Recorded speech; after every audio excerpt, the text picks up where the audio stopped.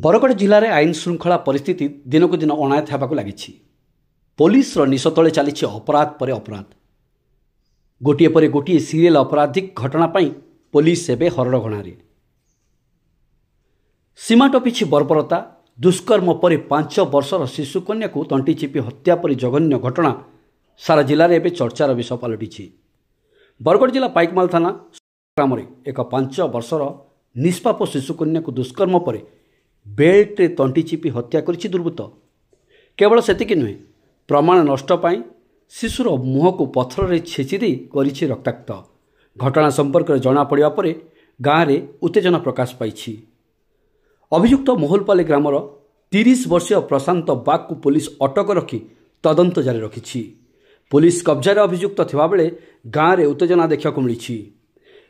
ग्रामवासी सूचना अनुसार अभियुक्त जनक पूर्वर मंद उद्देश्य रखी पीड़ितार घरे रोला एवं श्रमिक भाव में काम करुला।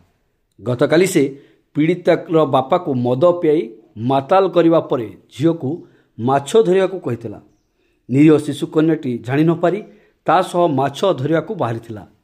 अभियुक्त प्रशांत ताकू गाँ निकट पठारी डुंगरी को नहीं जाई सेठारे दुष्कर्म करने पर बेल्ट रे तंटी चिपी हत्या करथिला। परे प्रमाण नष्ट करने को शिशुर मुह को पथर रे छेची रक्ताक्त कर देथिला। सेठारु फेरी आसी पीड़ितार घरे पहुंचीथिला। तेबे झील को न पाई परिवार लोके और ग्रामवासी बहु खोजाखोजी करथिले हैं कौनसी पता मिली नथिला।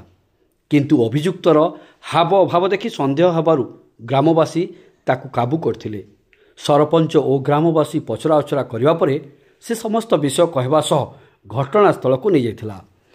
सेठारे झीर शव देखिबा परे ग्रामवासी मध्यरे उत्तेजना प्रकाश पाइथिला।